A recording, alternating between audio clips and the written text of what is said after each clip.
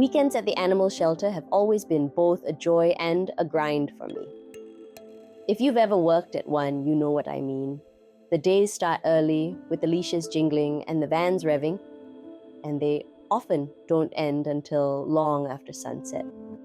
On a typical December weekend, my routine looked something like this. Walk the dogs scheduled for a fundraising event, load them into the van, drive out, circle endlessly looking for parking, set up, and then spend the day desperately trying to convince strangers to donate. At the end of it all, I tally up the modest returns, reload the van, and bring everyone back to the shelter. Tired, sweaty, often hoarse from repeating the same pitch to passerby after passerby. That's shelter life. Routine. Predictable. Exhausting, yes, but purposeful. And that day, the routine looked no different. Except it was, because on that day, something appeared in my life that I never expected. Not a new volunteer, not a generous donor, not a rescued dog or abandoned kitten, but a baby. A baby something. And that baby something would one day be named Spring. That morning, I was assigned to co-walk Bella, one of our rescued dogs. Bella was a gentle girl, curious but cautious. I wasn't even on the leash end. I was the spotter, the cheerleader, making sure Bella made it safely to her transport crate. It was an ordinary corner on an ordinary path. But as we turned it, I noticed the line of walkers ahead of me shifting strangely, tiptoeing, pointing down at the ground. Now, when shelter volunteers point at the ground, 9 times out of 10 it means poop. That's just the reality of dog walking duty. Overexcited dogs often get the runs, and we all learn to dodge puddles and piles with practiced ease. So naturally I thought, more poop. But as I approached the crime scene, I realized it wasn't. It was small, brown, fragile. It had a tail. It had tiny feet. It had a head. And though its eyes were sealed shut, its presence spoke volumes. It was a tiny baby animal. I froze. My brain split in two, the rational part telling me to move along, the human part screaming at me to act. Was it alive? Was it already gone? I looked down at my empty hands. I had nothing. No gloves, no towel, no box, just my phone. And then I remembered. Tucked under my phone cover was the name card of a vet I had spoken to just the day before. That little piece of cardboard, meant for exchanging pleasantries, suddenly became a lifeline. I slid the card under the baby, whispering to myself, "Please be alive." And then movement. Tiny but undeniable. Relief washed over me, immediately chased by a new panic. Please don't bite me. Bella the dog, thankfully, was loaded into her crate without issue. But then came the question I never thought I'd have to face in my years of shelter work. What do you do with a baby animal that's this small? If it had been a kitten, we wouldn't have hesitated. If it had been a puppy, we would have rallied immediately. Warm it, feed it, protect it. But this little thing, none of us knew what it was. Could be a baby squirrel, a baby mouse, a baby rat, a baby shrew. None of us knew what to do. And so in our uncertainty, we made a choice that still lingers with me to this day. We placed the baby in a bowl under the stairs of the shelter, hoping its mother might come back. It was away from trampling feet, away from the elements. We whispered a prayer for its survival and drove off for our event. I told myself we did what we could. But deep down, I knew if it had been a puppy or a kitten, we would have done more. That double standard, valuing one life over another, was the first quiet lesson Spring ever taught me. 6 hours later, when we returned to the shelter, my first thought wasn't the fundraising totals or the dogs. It was the baby. I rushed to the bowl. Empty. A strange mix of emotions hit me. guilt, relief, maybe the mother came back, maybe life took its course, maybe the lies we tell ourselves to keep moving. I swallowed it down and went back to unloading the van. And then, chaos. The sound of birds filled the air, not their usual chatter, but something frantic, violent, a chorus of minors, shrill and sharp. We looked up, and there she was, the baby, on the road, standing upright, her tiny arms stretched wide, fighting off a gang of birds that pecked at her. I will never forget that sight, the sheer willpower of something so small refusing to surrender. That baby wasn't just surviving, she was fighting. We bolted forward, shooing the birds away, scooping her up with whatever container was closest. The image of her standing defiant against a wall of predators carved itself into me. That was the moment everything changed, because I knew with absolute certainty this fighter deserved a chance. This baby wasn't something. This baby was Spring. The hours after rescuing Spring were a blur of adrenaline, uncertainty, and instinct. Once we had carried her away from the frenzy of birds, I remember holding the container gingerly, almost as if it were a fragile piece of porcelain instead of a living, breathing creature. My hands shook, not just because of her fragility, but because I was overwhelmed by the sudden responsibility. I hadn't planned for this.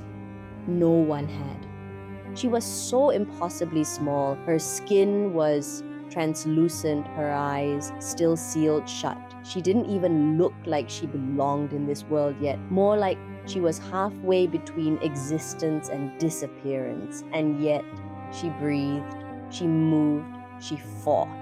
Back at the shelter, the debate started almost immediately. What do we do with it? Should we just leave it outside again? Maybe its mother will come back tonight. I could hear the hesitation, the uncertainty in everyone's voices, and I understood it, because I felt it too. But alongside the doubt, there was something else growing in me, a conviction. I couldn't shake the image of her on that road, arms outstretched, birds pecking from all directions, refusing to collapse. That tiny body had already proven it wanted life. And so I said, quietly but firmly, I'll take her home. There was a silence. Some of the others glanced at me as if measuring whether I was serious, but I knew I couldn't unsee her. I couldn't unknow her existence. If I left her, I'd carry that guilt forever. So that night, Spring came home with me. I'll be honest, those first nights were terrifying. I had no idea what I was doing. I fostered dogs and cats, even birds, but never something like this. Spring wasn't just young, she was helpless. A newborn without a mother. Her survival depended entirely on me, a stranger fumbling in the dark. Set up a small box with soft fabric, tucking her inside like she was the most precious jewel. I remember sitting cross-legged on the floor, just watching her breathe, afraid that if I looked away, her tiny chest might stop rising and falling. Every sound she made pierced me. Every twitch of her limbs made me lean closer, scanning her body for signs of distress. She had no fur to warm her, no siblings to cuddle against, only me. That's when the guilt set in, heavier than ever. If this had been a puppy or a kitten, I would have been prepared. I would have had formula, syringes, heating pads, but because she wasn't, because she didn't fit into the categories we humans have decided are worth saving, I was starting from nothing.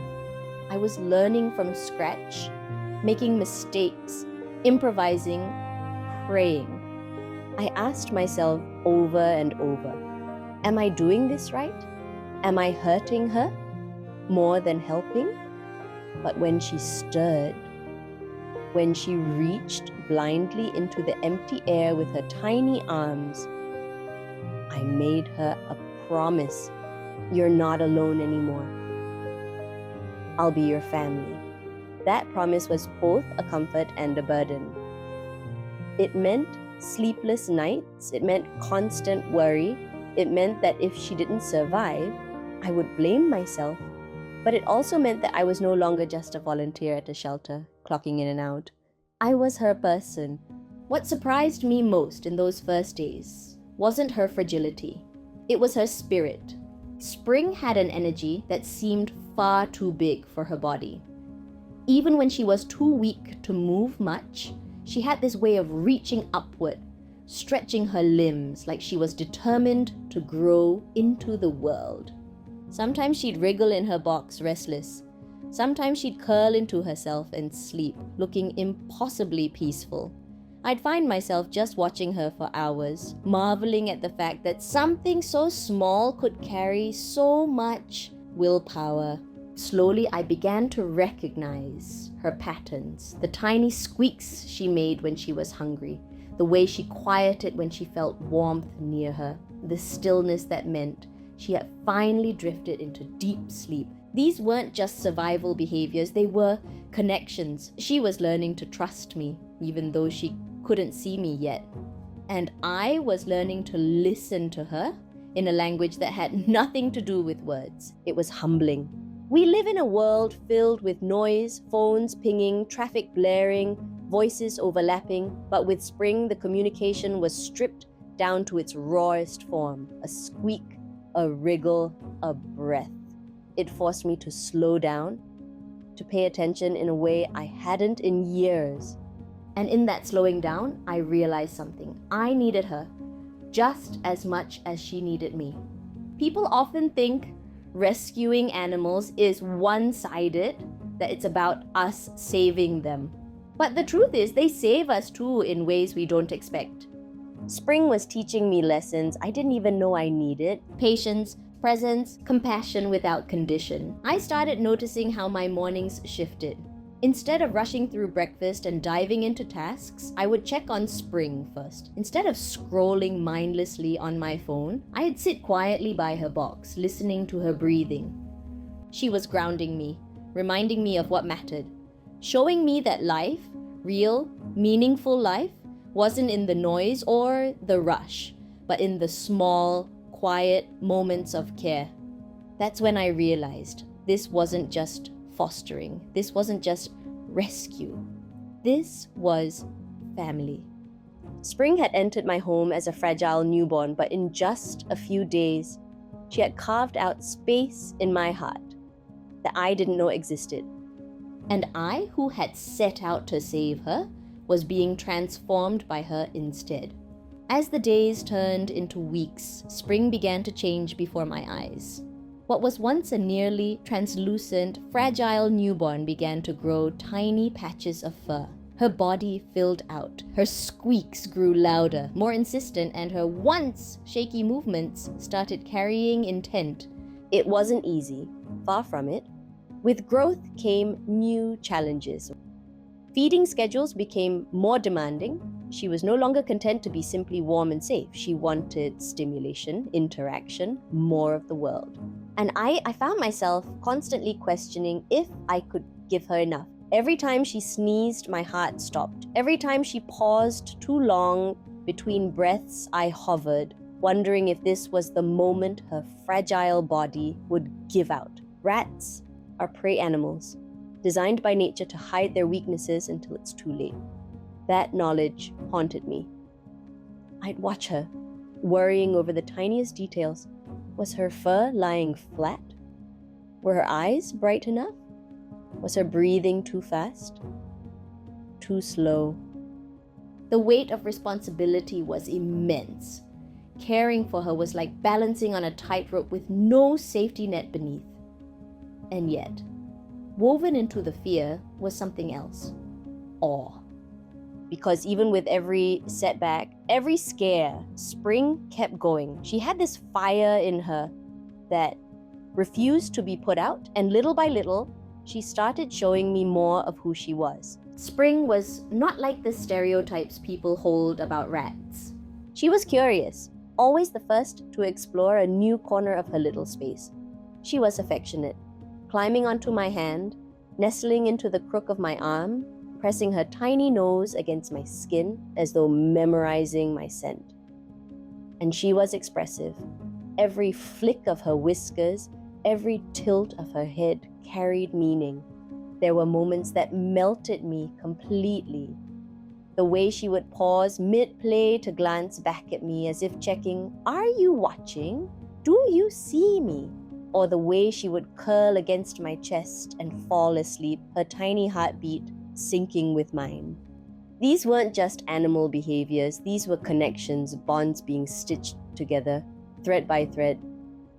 And as much as I adored her, I also began to respect her. This wasn't a helpless creature anymore. She was becoming an individual with her own preferences, moods, and quirks. Spring loved to explore, but only if I was nearby. She enjoyed certain foods over others, always picking out her favorites first, always letting me know when she wasn't impressed. And perhaps most strikingly, she began to respond to sound. It started one afternoon when I had music playing softly in the background, a gentle acoustic guitar, nothing special. But Spring froze, whiskers twitching, head tilted as if listening intently.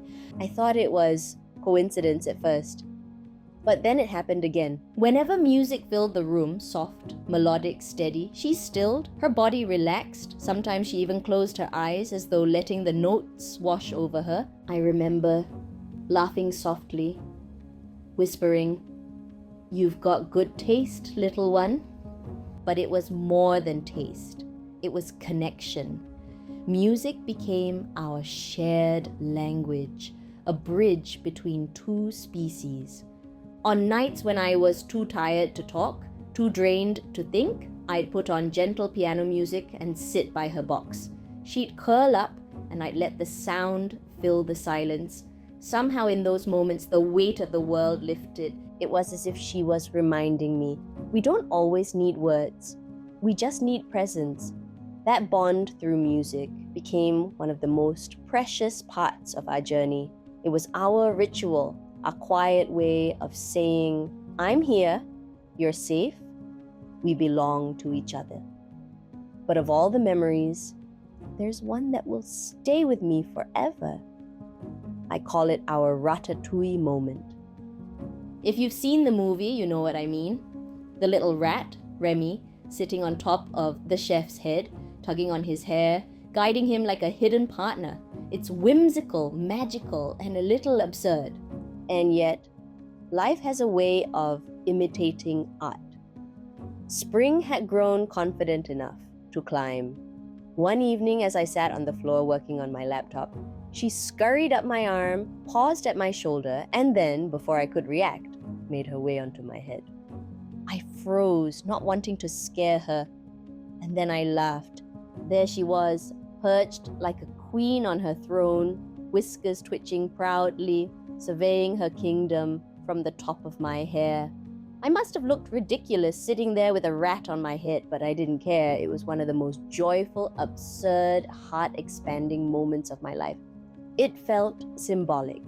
Here was this creature who had started her life being pecked at by birds, abandoned and overlooked. And now, she was not only surviving, but thriving, bold enough to climb, to claim space, to quite literally sit above me. I whispered, "Look at you, Spring.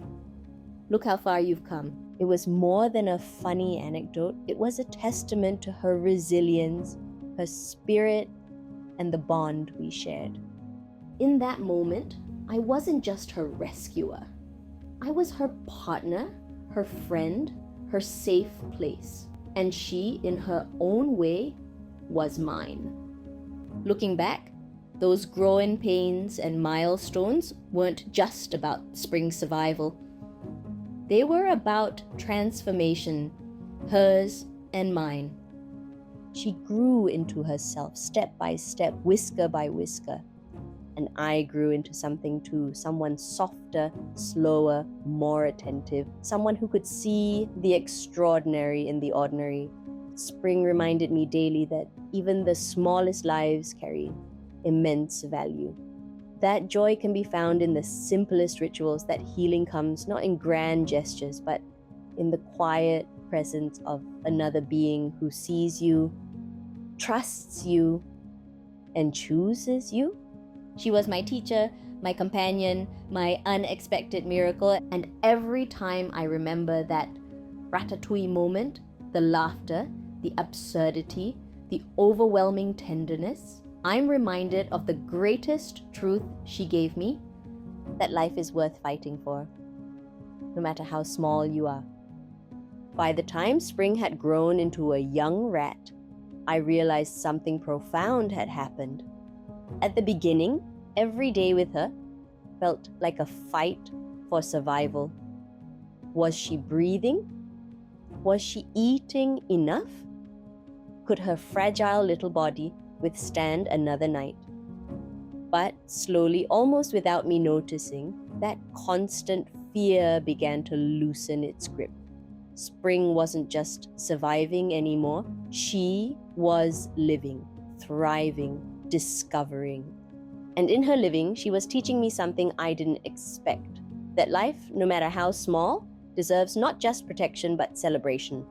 Too often, when we talk about rescue, the focus is on keeping a creature alive. We measure success in heartbeats, in the number of days gained. But Spring reminded me that the real gift of rescue isn't survival alone, it's giving space for joy, curiosity, and love to unfold. she wasn't meant to be a shadow hidden away. She was meant to be seen, to be loved, to express her full self. And it was my honor to witness that. If I had to name one of the greatest lessons Spring gave me, it would be attention. Not the distracted attention we sprinkle on things while scrolling our phones, not the kind of attention that waits for its turn to speak, but the deep, unwavering kind of attention that says, I see you, I'm here, you matter. With Spring, I couldn't afford to be careless. Every sound, every movement, every subtle shift carried meaning. A tiny sneeze could be nothing, or it could be everything. So I learned to pay attention with my whole being. And what surprised me was how that attention began spilling into the rest of my life. I started noticing the way sunlight fell differently in my room each morning. I caught myself listening more fully to conversations, holding eye contact longer, letting silence stretch without trying to fill it. Spring taught me to see the world not as a blur, but as a mosaic of details. She reminded me that presence is love, and that to truly honor another being, human or animal, we must be willing to stop and pay attention. The second great lesson was compassion without condition. Spring couldn't offer me anything in return, not in the ways we usually measure value. She wasn't going to bring me status, wealth, or recognition. To most people, she wasn't even a creature worth noticing. But that was the beauty of it. Her life had value simply because it existed. And by choosing to love her without conditions, I discovered a deeper well of compassion within myself. It made me question, how often do we place conditions on our love? How often do we only extend care when there's something to gain, approval, gratitude, reciprocity? Spring showed me a different way. She reminded me that real compassion doesn't ask what's in it for me. It simply asks, what does this life need? And in choosing to answer that question with love, my own life expanded. Of course, Spring also embodied resilience in its purest form. I often thought back to that first moment when I saw her tiny arms stretched wide, birds circling overhead. How easy it would have been for her to give up, to collapse, to surrender to the odds stacked against her. But she didn't. She fought. And in her fight, she became a mirror for me. Because the truth is, I too had been carrying weariness. The quiet kind, the invisible kind. The exhaustion of trying to keep up with a world that never slows down. Spring reminded me that resilience isn't about being unbreakable. It's about showing up. Even when the odds are against you, it's about reaching for life. with whatever strength you have left, even if it's only a tiny paw stretching into the air. Whenever I felt small, overlooked, or overwhelmed, I thought of her, and I realized if she could keep fighting, so could I.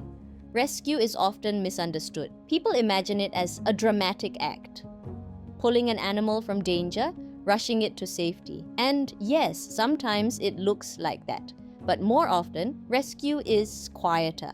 It's consistent, it's daily, it's choosing to show up again and again, even when it's inconvenient. With Spring, rescue wasn't just that first moment of scooping her away from danger. It was in the sleepless nights, the countless feedings, the watchful worry, the hours spent simply sitting beside her. It was in the promise, you are not alone, not anymore. And that's what I want people to understand. Rescue isn't about the size of the creature or the scale of the act. It's about the willingness to care, to extend love, to say your life matters, especially when the world says otherwise. Spring may have been small, but her impact was anything but.